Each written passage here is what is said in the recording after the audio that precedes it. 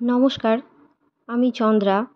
আমার এই গল্প পাঠ চ্যানেলটি যদি আপনাদের ভালো লেগে থাকে তাহলে অবশ্যই চ্যানেলটিকে লাইক, শেয়ার ও সাবস্ক্রাইব করে পাশে থাকবেন এবং আপনাদের মূল্যবান মতামত কমেন্টে জানাবেন। আজকের নিবেদন বিভূতিভূষণ বন্দ্যোপাধ্যায়ের লেখা পথের পাঁচালী উপন্যাসের বল্লালী পালায়। ইন্দির ঠাকরুন ফিরিয়া আসিয়াছে ৬-৭ মাস হইল। সর্বজয়া কিন্তু ইহার মধ্যে একদিনও বুড়ির সঙ্গে ভালো করিয়া কথা কহে নাই। আজকাল তাহার আরও মনে হয় যে বুড়ি ডাইনি সাতকুল খাগিটাকে তাহার মেয়ে যেন তাহার চেয়েও ভালোবাসে। হিংসা তো হয়, রাগও হয়, পেটের মেয়েকে পর করিয়া দিতেছে। দুবেলা কথায় কথায় বুড়িকে সময় থাকিতে পথ দেখিবার উপদেশ ইঙ্গিতে জানাইয়া দেয়। সে পথ কোন দিকে জ্ঞান হইয়া অবধি আজ পর্যন্ত ৭০ বৎসরের মধ্যে বুড়ি তাহার সন্ধান পায় নাই। এতকাল পরে কোথায় তাহা মিলিবে ভাবিয়াই সে ঠাউর পায় না। বর্ষার শেষ দিকে বুড়ি অবশেষে এক যুক্তি ঠাউরাইল। ৬ ক্রোশ দূরে ভাণ্ডারহাটিতে তাহার জামাই বাড়ি। তাহার জামাই চন্দ্র মজুমদার বাঁচিয়া আছেন। জামাইয়ের অবস্থা বেশ ভালো, সম্পন্ন গৃহস্থ। অবশ্য মেয়ে মারা যাওয়ার সঙ্গে সঙ্গেই জামাইয়ের সঙ্গে সম্পর্ক উঠিয়া গিয়াছে। আজ ৩৫-৩৬ বৎসরের আগেকার কথা। তাহার পর আর কখনো দেখাশোনা বা খবরাখবরের লেনদেন হয় নাই। তবুও যদি সেখানে যাওয়া যায়, জামাই একটু আশ্রয় দিতে কি গড়রাজি হইবে? সন্ধ্যার পূর্বে ভাণ্ডারহাটি গ্রামে ঢুকিয়া একখানা বড় চণ্ডীমণ্ডপের সম্মুখে গাড়োয়ান গাড়ি দাঁড় করাইল। গাড়োয়ানের ডাক হাঁকে একজন ২৪-২৫ বৎসরের যুবক আসিয়া বলিল, কোথাকার গাড়ি? তাহার পিছনে পিছনে একজন বৃদ্ধ বাড়ির ভিতর হইতে জিজ্ঞাসা করিতে করিতে বাহির হইলেন। কে রাধু? জিজ্ঞেস কর কোথা থেকে আসছেন। বুড়ি চিনিল, কিন্তু অবাক হইয়া রহিল। এই সেই তাহার জামাই চন্দর। ৪০ বৎসর পূর্বের সে সবল দোহারা গড়ন সুচেহারা ছেলেটির সঙ্গে এই পক্ককেশ প্রবীণ ব্যক্তির মনে মনে তুলনা করিয়া সে যেন হাঁপাইয়া উঠিল। পরক্ষণেই কেমন এক বিভিন্ন ভাবের সংমিশ্রণে উৎপন্ন না হাসি না দুঃখ গোছের মনের ভাবে সে বিহ্বলের মতো ডাক ছাড়িয়া কাঁদিয়া উঠিল। অনেক দিন পরে মেয়ের নাম ধরিয়া কাঁদিল। বিস্ময় বিমূঢ় চন্দ্র মজুমদার প্রথমটা আকাশ পাতাল হাতড়াইতেছিলেন। পরে ব্যাপারটা বুঝিলেন ও আসিয়া শাশুড়ির পায়ের ধুলো লইয়া প্রণাম করিলেন। একটু সামলাইয়া বুড়ি মাথায় কাপড় তুলিয়া দিয়া ভাঙা গলায় বলিল, হ্যাঁ, তোমার কাছে এইছি বাবাজি এতদিন পরে, একটুখানি আশ্রয়ের জন্যে। আর কটা দিনই বা বাঁচব, কেউ নেই আর ত্রিভুবনে। এই বয়সে দুটো ভাত কাপড়ের জন্যই। মজুমদার মহাশয় বড় ছেলেকে গাড়ির দ্রব্যাদি নামাইতে বলিলেন ও ছেলের সঙ্গে শাশুড়িকে বাড়ির মধ্যে পাঠাইয়া দিলেন। দ্বিতীয় পক্ষের বিধবা মেয়ে ও বড় পুত্রবধূ সংসারের গৃহিণী। আরও ৩টি পুত্রবধূ আছে, নাতি নাতনিও ৩-৪টি। তাল গাছের গুঁড়ির খুঁটি ও আড়া বাঁধা প্রকাণ্ড প্রকাণ্ড ২খানা দাওয়া উঁচু আটচালা, ঘর জিনিসপত্র। সিন্দুক তরঙ্গে বোঝায়, পা ফেলিবার স্থানাভাব। মজুমদার মহাশয়ের বিধবা মেয়েটির নাম হৈমবতী, খুব ভালো মেয়ে। সে নিজের হাতে ফল কাটিয়া জলখাবার সাজাইয়া অত্যন্ত আপ্যায়িত করিয়া কাছে বসিয়া খাওয়াইল। এ কথা ও কথা জিজ্ঞাসা করিতে লাগিল। বলিল, দিদিমা, আমায় কখনো দেখেননি না? কখনো তো এদিকে পায়ের ধুলো দেননি এর আগে। আখ কেটে দেবো দিদিমা? দাঁত আছে? পাশের রান্নাঘরে ছেলেমেয়েরা সন্ধ্যাবেলা ভাত খাইতে বসিয়া হইচই করিতেছে। একজন চেঁচাইয়া বলিতেছে, ও মা দেখো, উমি সব ডালটুকু আমার পাতে দিচ্ছে। পুত্রবধূ চেঁচাইতেছে, ওর কাছে খেতে বলিস কেন? রোজ না বলেছি আলাদা বসবি? এই উমি, বড্ড বার হয়েছে না? কিন্তু 10-12 দিন কাটিয়া গেল। বুড়ির সব কেমন নতুন নতুন ঠেকিতে লাগিল। তেমনি স্বস্তি পাওয়া যায় না আর। নতুন ধরনের ঘরদোর, নতুন পথঘাট, নতুন ভাবের গৃহস্থালী। কেমন যেন মনে হয় এ ঠিক তাহার নিজের নয়, সব পর। প্রতিদিন সন্ধ্যার সময়ই মনে পড়িত নিরিবিলি দাওয়া আর খোকার মুখ। দিন কুড়িক পরে বুড়ি যাইবার জন্য ছটফট করিতে লাগিল। এখানে আর মন টেকে না। কর্তার প্রথম পক্ষের শাশুড়ির এ আকস্মিক আবির্ভাব ও তাহার মতলব শুনিয়া বাড়ির বড় বধূ প্রথম হইতেই সন্তুষ্ট ছিলেন না। অন্তর্ধানে খুশি ছাড়া অখুশি হইলেন না। চন্দ্র মজুমদারের ইচ্ছা কী ছিল ভগবান জানেন, কিন্তু বড় ছেলে ও বড় বধূর ভয়ে কিছু বলিতে পারিলেন না। অনেক দিন পরে আবার ঘরের দাওয়ায় দুর্গাকে কাছে লইয়া, খোকাকে কাছে লইয়া বসিয়া জ্যোৎস্না ঝরা নারিকেল শাখার মৃদু কম্পন দেখিতে দেখিতে সুখে বুড়ির ঘুমের আমেজ আসে। খুকি প্রথমে ভারী অভিমান করিয়াছিল, কথা কহিবে না, কাছে আসিবে না। নানা কথায় সান্ত্বনা দিবার পর আজকাল ভাব হইয়াছে। বুড়ি ভাইজির মাথায় আদর করিয়া হাত বুলাইয়া বলে, বেশ লাল একজোড়া ঢেঁকি ঝুমকো হয়তো দিব্যি মানায় না, আজকাল কি যেন উঠেছে, ওগুলোকে বলে যে কি ছাই। শীত আসিল। বুড়ি ও পাড়ার গাঙ্গুলি বাড়ি গিয়া বুড়া রামনাথ গাঙ্গুলি মহাশয়ের কাছে বলিল, ও রাম, যার পড়ল বড্ড এবার। তা গায়ে একখানা বস্ত্র এমন নেই যে সকাল সন্ধে একটু মুড়ি সুড়ি দিয়ে বসি। তা আমায় যদি একখানা।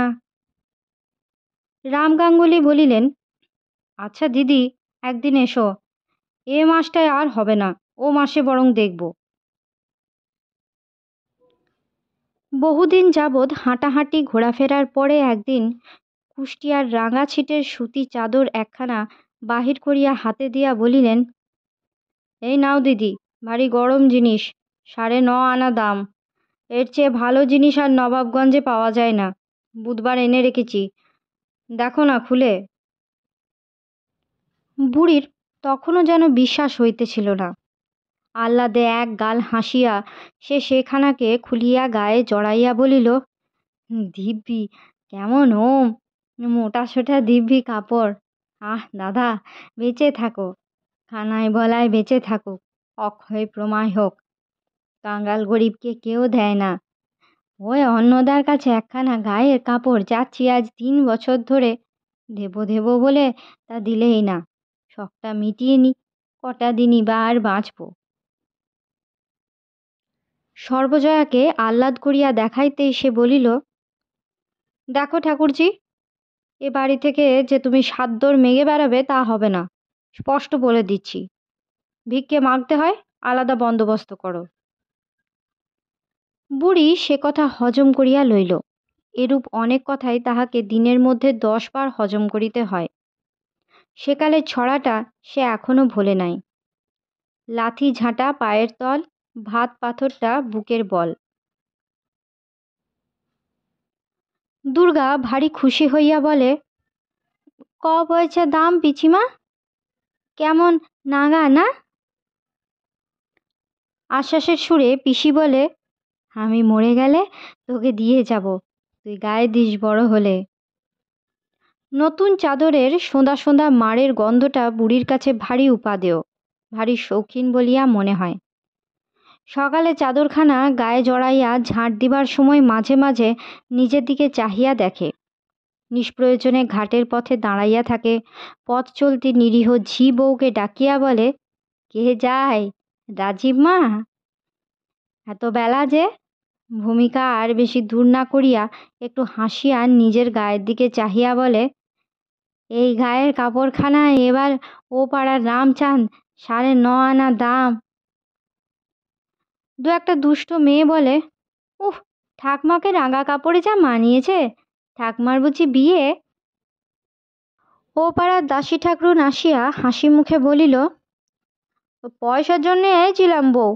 ইন্দির পিসি কাল আমার কাছ থেকে একটা নোনা নিয়ে এলো, বললে কাল দাম গিয়ে চেয়ে নিয়ে এসো। সর্বজয়া ঘরের কাজকর্ম করিতেছিল, অবাক হইয়া বলিল, নোনা কিনে এনেছে তোমার কাছ থেকে? দাসী ঠাকরুন ঘোর ব্যবসাদার মানুষ, সামান্য তেঁতুল আমড়া হইতে একগাছি শাক পর্যন্ত পয়সা না লইয়া কাহাকেও দেয় না। দাসীর অমায়িক ভাব অন্তর্হিত হইয়া গেল। বলিল, এনেছে কিনা জিজ্ঞেস করো না তোমার ননদকে। সকালবেলা কি মিথ্যে বলতে এলাম দুটো পয়সার জন্যে? 4 পয়সার কমে আমি দেব না বললে বুড়ো মানুষ, খাবার ইচ্ছে হয়েছে, তা যাক 2 পয়সাতেই। রাগে সর্বজয়ার মুখ দিয়া কথা বাহির হইল না। নোনার মতো ফল যাহা কিনা এত অপর্যাপ্ত বনে জঙ্গলে ফলে যে গরু বাছুরের পর্যন্ত খাইয়া অরুচি হইয়া যায়, তাহা আবার পয়সা দিয়া কিনিয়া খাইবার লোক যে পাড়াগায়ে আছে, তাহা সর্বজয়ার ধারণাতেও আসে না। ঠিক এই সময় ইন্দির বুড়ি কোথা হইতে আসিয়া উপস্থিত হইল। সর্বজয়া তাহার উপর যেন ঝাঁপাইয়া পড়িয়া বলিল, হ্যাঁ গা, 3 কাল গিয়েছে, এককালে তো ঠেকেছ। যার বসে খায় তার পয়সার তো একটু দুঃখ দরদ করে চলতে হয়। নোনা গিয়েছ কিনতে? কোথা থেকে তোমায় বসিয়ে আজ নোনা কাল দানা খাওয়াবো? শখের পয়সা নিজে থেকে নিয়ে দাওগে যাও, পরের ওপর দিয়ে শখ করতে লজ্জা হয় না? বুড়ির মুখ শুকাইয়া গিয়াছিল। একটুখানি হাসি আনিবার চেষ্টা করিয়া বলিল, তা দে বউ, পাকা নোনাডা, তা ভাবলাম নিয়ে খেয়ে কটা দিনই বা বাঁচবো, তা দিয়ে দে 2 পয়সা। সর্বজয়া চতুর্গুণ চিৎকার করিয়া বলিল, বড় পয়সা সস্তা দেখেছ কি না? নিজের ঘটি বাটি আছে, বিক্রি করে দাও গিয়ে পয়সা। পরে সে ঘড়া লইয়া খিড়কির দুয়ার দিয়া ঘাটের পথে বাহির হইয়া গেল। দাসী খানিকটা দাঁড়াইয়া থাকিয়া বলিল, আমার নাকে খত কানে খত, জিনিস বেচে এমন হয়রান তো কখনো হইনি। তোমায়ও বলি ইন্দির পিসি, নিজের পয়সায় যদি নাই ছিল, তবে তোমার কাল নোনাটা আনা ভালো হয়নি বাপু। ওরকম ধারে জিনিসপত্র আর এনো না। তা তোমাদের ঝগড়া তোমরা করো, আমি গরিব লোক, ওবেলা আসবো, আমার পয়সা 2 বাপু ফেলে দিও। দাসীর পিছু পিছু খুকি বাহিরের উঠান পর্যন্ত আসিল। বলিতে বলিতে আসিল, পিসিমা বুড়ো মানুষ, একটা নোনা এনেছে, তা বুঝি বকে, খেতে ইচ্ছে হয় না? হ্যাঁ দাসী পিসি, বেশ নোনা আমায় আধখানা কাল দিয়েছে। তোমার বাড়ি বুঝি গাছ আছে পিসি? পরে সে ডাকিয়া কহিল, শোনো না দাসী পিসি, আমি একটা পয়সা দেব এখন, পুতুলের বাক্সে আছে। মা ঘরে চাবি দিয়ে ঘাটে গেল, এনে লুকিয়ে দেব এখন, মাকে বলো না যেন পিসি। দুপুরের কিছু পূর্বে ইন্দির বুড়ি বাড়ি হইতে বাহির হইয়া যাইতেছে। বাঁ হাতে ছোট একটা ময়লা কাপড়ের পুটুলি, ডান হাতে পিতলের চাদরের ঘটিটা ঝুলানো। বগলে একটা পুরনো মাদুর, মাদুরের পাড় ছিঁড়িয়া কাঠিগুলো ঝুলিতেছে। খুকি বলিল, ও পিসি যাস নে, ও পিসি কোথায় যাবি? পরে সে ছুটিয়া আসিয়া মাদুরের পিছনটা টানিয়া ধরিল। তুই চলে গেলে আমি কাঁদবো পিসি, ঠিক। সর্বজয়া ঘরের দাওয়া হইতে বলিল, তা যাবে যাও, গেরস্তের অকল্যাণ করে যাওয়া কেন? ছেলেপিলে নিয়ে ঘর করি, এতকাল যার খেলে তার একটা মঙ্গল তো দেখতে হয়। অনর্থ সময়ে না খেয়ে চলে গিয়ে তারপরে গেরস্তের একটা অকল্যাণ বাঁধুক, এই তোমার ইচ্ছে তো? ওই রকম কুচুকিরে মন না হলে কি আর এই দশা হয়? বুড়ি ফিরিল না। খুকি কাঁদিতে কাঁদিতে অনেক দূর পর্যন্ত সঙ্গে সঙ্গে গেল। বুড়ি গিয়া গ্রামের ও পাড়ার নবীন ঘোষালের বাড়ি উঠিল। নবীন ঘোষালের বউ সব শুনিয়া গালে হাত দিয়া বলিল, ও মা, এমন তো কখনো শুনিনি। হ্যাঁ গো বুড়ি, তা থাকো তুমি, এইখানেই থাকো। মাস 2 সেখানে থাকার পরে বুড়ি সেখান হইতে বাহির হইয়া 3 ঘোষালের বাড়ি ও তথা হইতে পূর্ণ চক্রবর্তীর বাড়ি আশ্রয় লইল। প্রত্যেক বাড়িতেই প্রথম আপ্যায়নের হৃদ্যতাটুকু কিছুদিন পর উবিয়া যাওয়ার পরে বাড়ির লোকে নানা রকমের বিরক্তি প্রকাশ করিত, পরামর্শ দিত ঝগড়া মিটাইয়া ফেলিয়া বাড়ি ফিরিয়া যাইতে। বুড়ি আরও দু এক বাড়ি ঘুরিল। সবসময় তাহার ভরসা ছিল বাড়ি হইতে আর কেহ না হয় অন্তত হরিহর ডাকিয়া পাঠাইবে। কিন্তু 3 মাস হইয়া গেল, কেহই আগ্রহ করিয়া ডাকিতে আসিল না। দুর্গাও আসে নাই। বুড়ি জানে ও পাড়া হইতে এ পাড়া অনেক দূরে, ছোট মেয়ে এত দূর আসিতে পারে না। সে আশায় আশায়ও ও পাড়ায় দু একবার গেল, খুকির সঙ্গে দেখা হইল না। 12 মাস লোকের বাড়ি আশ্রয় হয় না।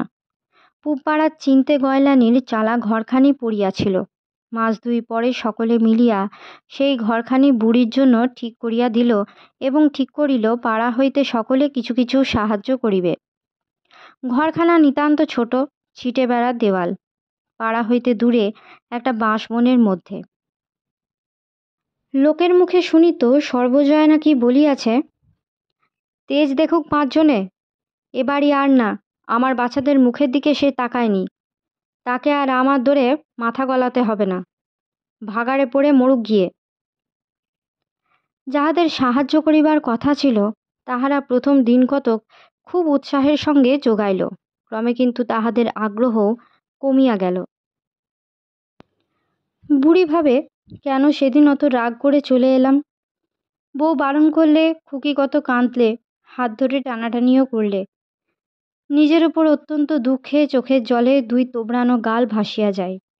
বলে, শেষটা এত দুঃখ ছিল অদৃষ্টে, আজ যদি মেয়েটাও থাকতো। চৈত্র মাসের সংক্রান্তি, সারাদিন বড় রৌদ্রের তেজ ছিল। সন্ধ্যার সময়ে একটু একটু বাতাস বহিতেছে। গোসাই পাড়ায় চড়কের ঢাক এখনো বাজিতেছে। মেলা এখনো শেষ হয় নাই।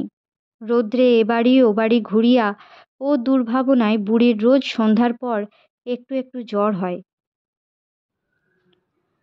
সে মাদুর পাতিয়া দাওয়ায় চুপ করিয়া শুইয়া আছে। মাথার কাছে মাটির ভাঁড়ে জল। পিতলের চাদরের ঘটিটা ইতিমধ্যে 4 আনায় বাঁধা দিয়া চাল কেনা হইয়াছে। জ্বরের তৃষ্ণায় মাঝে মাঝে একটু একটু জল মাটির ভাঁড় হইতে খাইতেছে। পিসিমা! বুড়ি কাঁথা ফেলিয়া লাফাইয়া উঠিল। দাওয়ার পৈঠায় খুকি উঠিতেছে। পেছনে তাহাদের পাড়ার বেহারি চক্রবর্তীর মেয়ে রাজি। খুকির পরনে ফর্সা কাপড়, আঁচলের প্রান্তে কী সব পোঁটলা পুঁটলি বাঁধা। বুড়ির মুখ দিয়া বেশি কথা বাহির হইল না। প্রবল আগ্রহে সে শীর্ণ হাত বাড়াইয়া তাহাকে জ্বর তপ্ত বুকে জড়াইয়া ধরিল।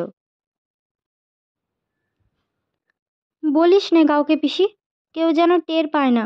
চড়ক দেখে সন্ধেবেলা চুপি চুপি এলাম। রাজিও এলো আমার সঙ্গে। চড়কের মেলা থেকে এই দেখো তোর জন্য কত এনেছি। খুকি পুটুলি খুলিল। মুরকি পিসিমা, তোর জন্য 2 পয়সার মুরকি আর 2টো কদমা, আর খোকার জন্য একটা কাঠের পুতুল। বুড়ি ভালো করিয়া উঠিয়া বসিল। জিনিসগুলো নাড়িতে নাড়িতে বলিল, হ্যাঁ দেখি দেখি, ও আমার মানিক কত জিনিস এনেছে দেখো। রাজরানী হও, গরিব পিসির ওপর কত দয়া। দেখি খোকার কাঠের পুতুলটা, বাহ দিব্যি পুতুল, কটা পয়সা নিলে? এক ঝোঁক কথাবার্তার পরে খুকি বলিল, পিসি তোর গা যে বড্ড গরম। সমস্ত দিন টরে বেরিয়ে এই রকমটা হয়েছে, তাই বলি একটু শুয়ে থাকি।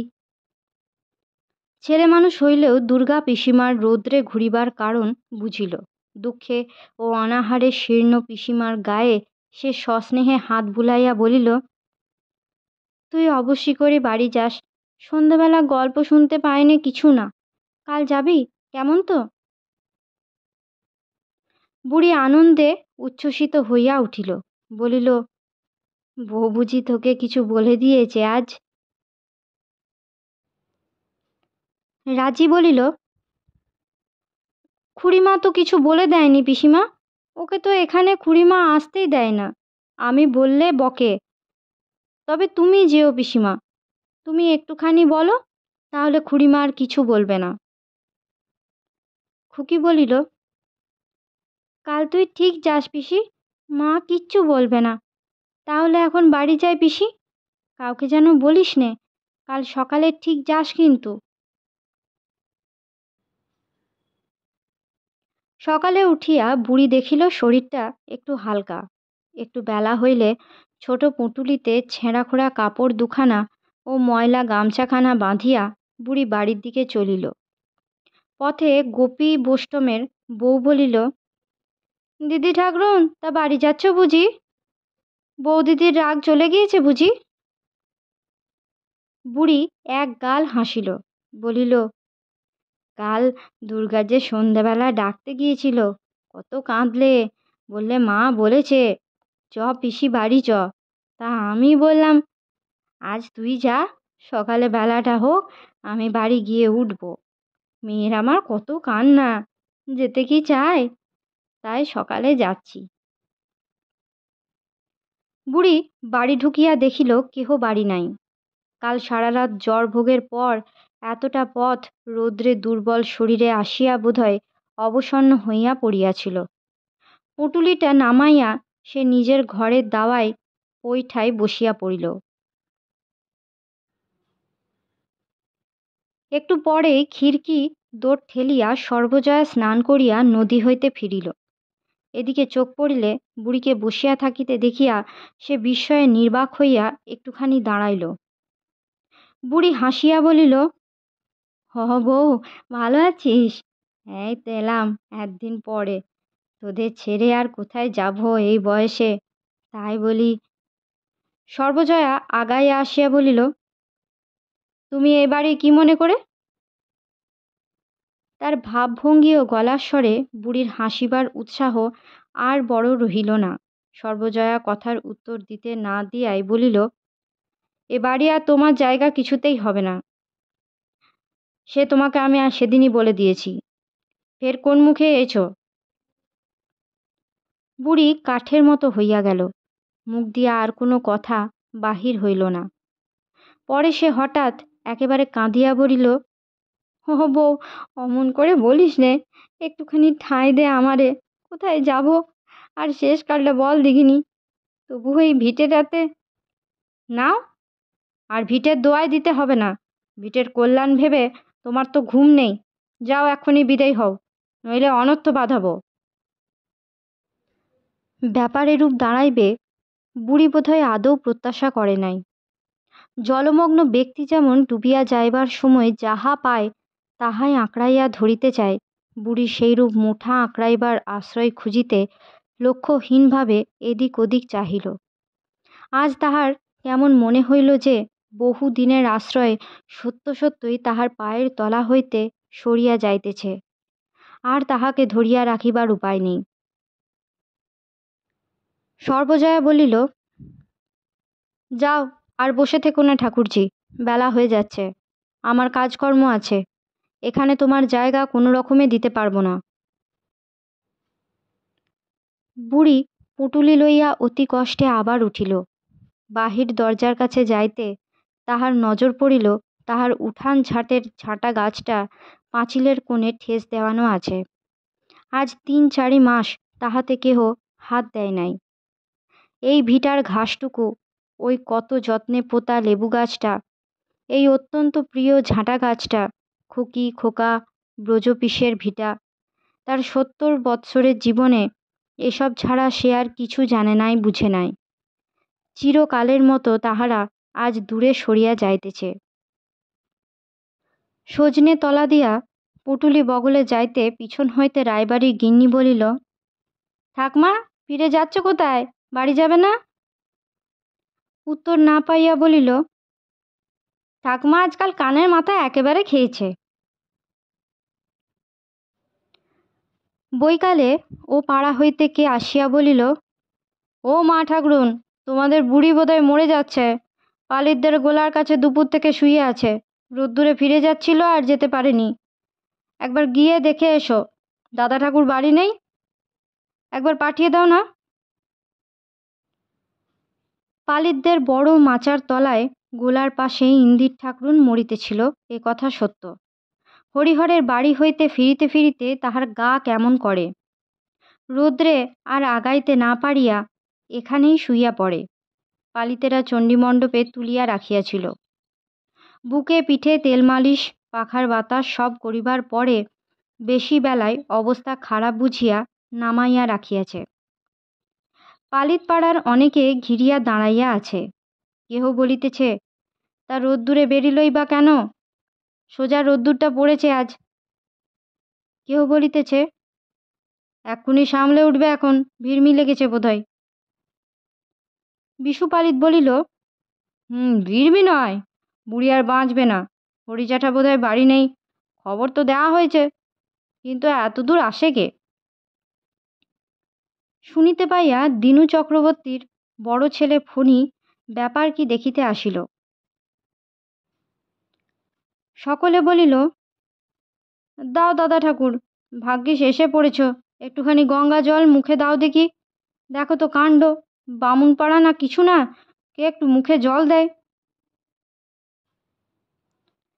ফণি হাতের বইচি কাঠের লাঠিটা বিশুপালিতের হাতে দিয়া বুড়ির মুখের কাছে বসিল।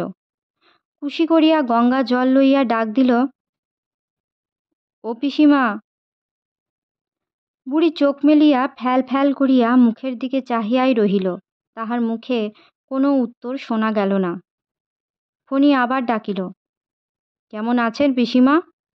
শরীর কি অসুখ মনে হচ্ছে? পরে সে গঙ্গা জলটুকু মুখে ঢালিয়া দিল। জল কিন্তু মুখের মধ্যে গেল না। বিশুপালিত বলিল, আর একবার দাও দাদা ঠাকুর। আর খানিকক্ষণ পরে ফণি বুড়ির চোখের পাতা বুঝাইয়া দিতেই কোটরগত অনেকখানি জল শীর্ণ গাল দুটো বাহিয়া গড়াইয়া পড়িল। ইন্দির ঠাকুরনের মৃত্যুর সঙ্গে সঙ্গে নিশ্চিন্দিপুর গ্রামে সেকালের অবসান হইয়া গেল। আজকের মতো গল্প পাঠ এই পর্যন্ত। পরবর্তী অংশ নিয়ে আসবো পরবর্তী ভিডিওতে। সকলে ভালো থাকবেন, সুস্থ থাকবেন এবং পাশে থাকবেন। নমস্কার।